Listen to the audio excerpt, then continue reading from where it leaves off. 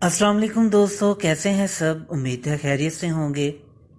तो दोस्तों, आज हम बात करेंगे बैतुल मुक़द्दस के बारे में और जानेंगे बैतुल मुक़द्दस की दिलचस्प तारीख, और बात करेंगे कि बैतुल मुक़द्दस तीन बड़े मज़ाहब इस्लाम, यहूदियत और ईसाईयत के मानने वालों के लिए ये शहर इतना अहम क्यों है। जानने के लिए वीडियो को एंड तक देखें, और जिन्होंने मेरा चैनल सब्सक्राइब नहीं किया वो ज़रूर करें, ताकि इसी तरह हिस्ट्री से मुतल्लिक आपके नॉलेज में इजाफा होता रहे।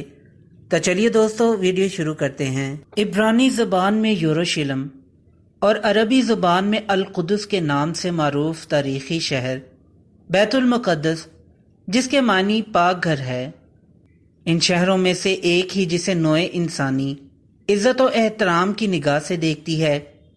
इस शहर का ज़रा ज़रा मुक़द्दस है। अक्सर अम्बिया अलैहिमुस्सलाम इसी शहर में मबूस हुए। हज़रत दाऊद अलैहिस्सलाम, हज़रत सुलेमान अलैहिस्सलाम और कई दूसरे अम्बिया भी यहीं मदफून हैं। बैतुल मुक़द्दस मुतअद्दिद मरतबा तख्तो ताराज हुआ है। यहाँ की आबादियों को कई बार ज़बरदस्ती जला वतन किया गया और इसकी गलियों में अनगिनत जंगें लड़ी जा चुकी हैं, जिनमें खून की नदियां बह चुकी हैं। ये दुनिया का वो वाहिद शहर है जिसे यहूदी, मसीही और मुसलमान तीनों मुक़द्दस मानते हैं। यहूदियों का अकीदा है कि ये वो जगह है कि यहाँ से कायनात की तख्लीक हुई। यहीं पर हज़रत इब्राहीम अलैहिस्सलाम ने अपने बेटे की कुर्बानी की तैयारी की थी। यहाँ पर मौजूद मगरबी दीवार यहूदियों की अहम मजहबी यादगार है, जिसे दीवारे गिरिया भी कहा जाता है, जो हज़रत सुलेमान अलैहिस्सलाम की तामीर करदा हैकल सुलेमानी की एक दीवार का कुछ बचा हुआ हिस्सा है। ईसाई कहते हैं कि हज़रत ईसा अलैहिस्सलाम की जाए पैदाइश यानी बैतुल लहम यहीं का वाक़या है। ईसाइयों के मुताबिक हज़रत ईसा अलैहिस्सलाम को यहीं मसलूब किया गया और इसी शहर में इनका सबसे मुक़द्दस कलीसा वाक़ है।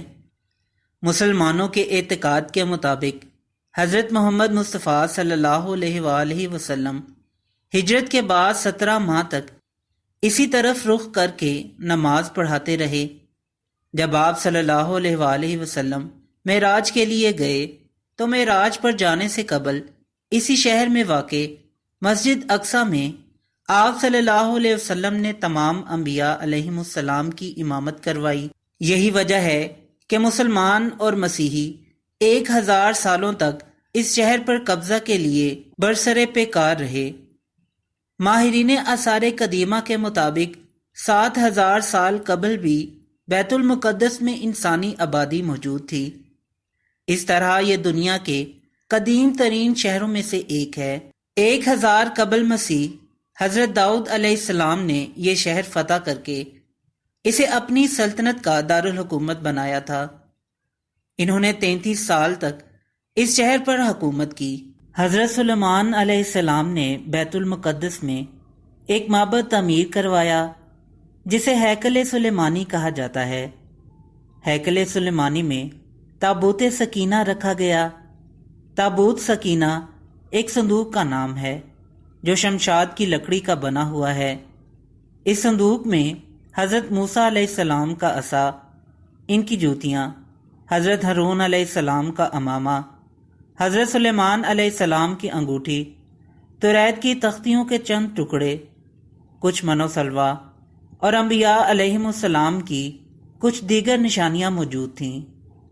हज़रत सुलेमान अलैहिस्सलाम की वफ़ात के बाद इनके बेटे रहबाम बिन सुलेमान को तख्त पर बैठे 5 साल ही हुए थे कि मिस्र के बादशाह ने बैतुल मुक़द्दस की जानिब पेश कदमी की और बग़ैर किसी मज़ाहमत के शहर में दाखिल हो गया। वो हैकल सुलेमानी और इबादत की तमाम कीमती अशिया शाही ख़जानों के साथ लूट कर ले गया। 640 कबल मसीह से 700 कबल मसीह तक हुकूमत करने वाले हिजकिय्याह ने अपने दौर में हैकल सुलेमानी की अज़मत को दोबारा बहाल किया। यहूदी कौम की पहली तबाही और बर्बादी बादशाह बख्त नसर, जिसे कुछ लोग शिदात के नाम से भी जानते हैं, के हाथों 598 कबल मसीह में हुई।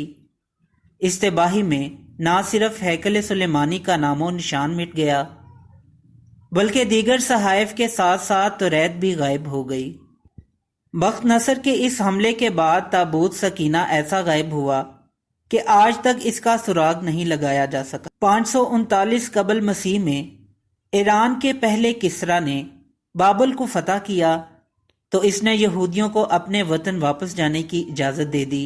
چنانچہ جب یہودی بیت المقدس واپس آئے تو انہوں نے ہیکل سلیمانی کو دوبارہ تعمیر کیا۔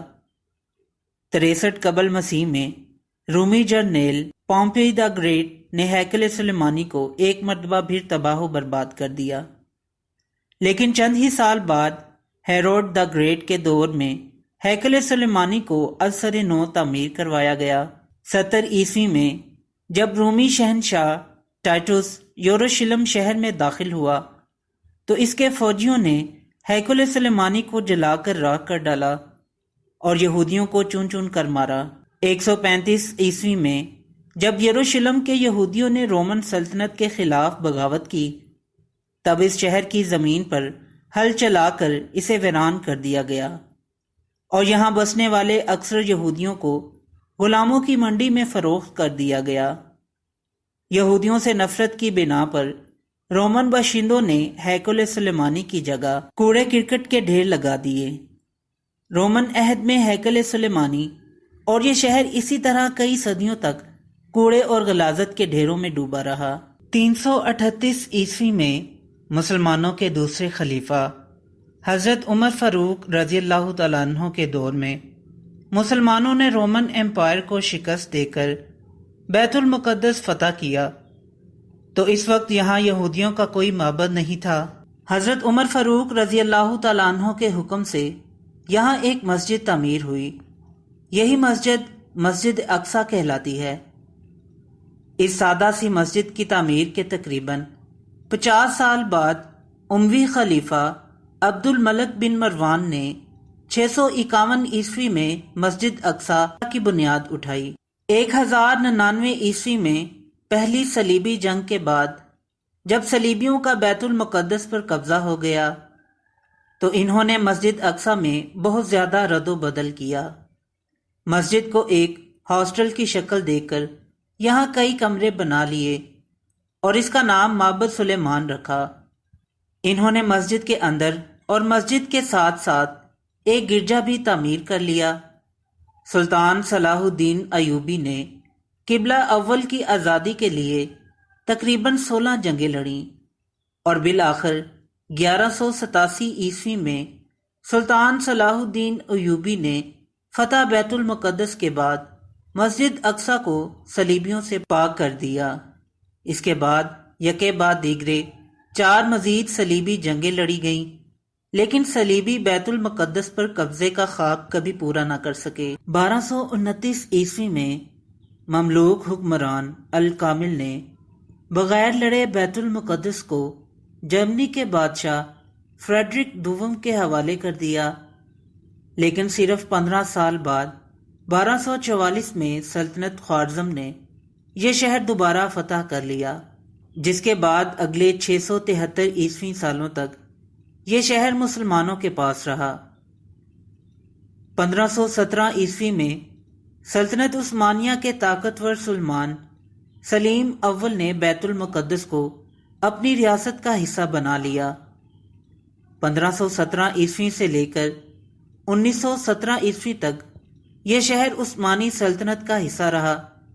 عثمانی سلاطین نے اس شہر میں بے شمار تعمیرات کی، شہر کے گرد دیوار تعمیر کی، سڑکیں بنائی اور ڈاک کا نظام قائم کیا۔ 1892 میں یہاں ریلوے لائن بھی بچھا دی گئی۔ عثمانی عہد میں بھی یہودیوں نے یہاں ایک آزاد یہودی ریاست کے قیام کی بہت کوششیں کی، البتہ سلطان عبد الحمید ثانی نے ان لوگوں کو ایسے کسی بھی اقدام سے باز رکھا، یہاں تک کہ سلطان عبد الحمید ثانی کی معزولی اور جلا وطنی کے بعد بالآخر 11 دسمبر 1917 عیسوی کو برطانوی جرنیل نے اس وقت کے کمزور عثمانیوں کو شکست دے کر بیت المقدس پر قبضہ کر لیا۔ تمام مغربی دنیا کے اخباروں نے اس فتح پر جشن منایا۔ اس کے بعد یہ شہر 3 دہائیوں تک برطانوی سلطنت میں شامل رہا اور اس دوران یہاں دنیا بھر سے یہودی لا کر بسائے گئے۔ 29 نومبر 1947 میں اقوام متحدہ نے فلسطین کی تقسیم کا منصوبہ منظور کیا، جس کے تحت نہ صرف فلسطین بلکہ بیت المقدس کے بھی 2 حصے کر دیے گئے، جن میں سے مشرقی حصہ فلسطینیوں جبکہ مغربی حصہ یہودیوں کے حوالے کر دیا گیا۔ 14 مئی 1948 کو مغربی فلسطین کے یہودیوں نے اسرائیل کے قیام کا اعلان کر دیا۔ اس دھوکے بازی کے خلاف تمام عرب ممالک متحد ہوئے اور انہوں نے مل کر اسرائیل پر حملہ کیا، لیکن انہیں اس جنگ میں شکست ہوئی۔ اس کے بعد اگلے 2 اشروں تک بیت المقدس کا مشرقی حصہ اردن کے پاس رہا، لیکن 1967 کی جنگ میں اسرائیل نے اس پر بھی قبضہ کر لیا۔ بین الاقوامی برادری آج تک اس قبضے کو غیر قانونی سمجھتی ہے۔ اسرائیل پارلیمان نے 1950 ہی سے بیت المقدس کو اپنا دارالحکومت قرار دے رکھا ہے، لیکن دوسرے ملکوں نے اقوام متحدہ کی قرارداد کے احترام میں بیت المقدس کی بجائے تل ابیب میں ہی اپنے سفارت خانے قائم کیے ہیں۔ عالمی برادری کے دباؤ کے باوجود اسرائیل روزمرہ کی بنیادوں پر فلسطین کی زمین ہڑپ کرتا جا رہا ہے۔ آئے روز نئی کالونیاں بسائی جاتی ہیں اور ہزاروں فلسطینی اپنے گھروں سے بے دخل کر دیے جاتے ہیں، وہ بھی صرف اس وجہ سے کہ آج ہمارے پاس سلطان صلاح الدین ایوبی جیسے حکمرانوں کی جگہ کچھ ایسے حکمرانوں نے لے لی ہے جو صرف اپنی ذاتی دولت اور خزانوں میں اضافے کے طلبگار ہیں۔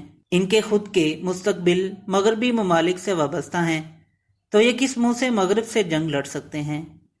اور اس لیے آج ایک چھوٹا سا یہودی ملک اسرائیل ان 57 مسلمان ملکوں پر بھاری پڑ رہا ہے جو دنیا کے ایک بڑے حصے اور بھاری وسائل پر قابض ہیں۔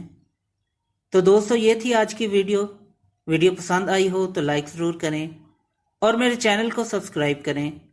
پھر ملتے ہیں ایک نئی ویڈیو کے ساتھ، تب تک کے لیے اجازت دیں۔ اللہ حافظ۔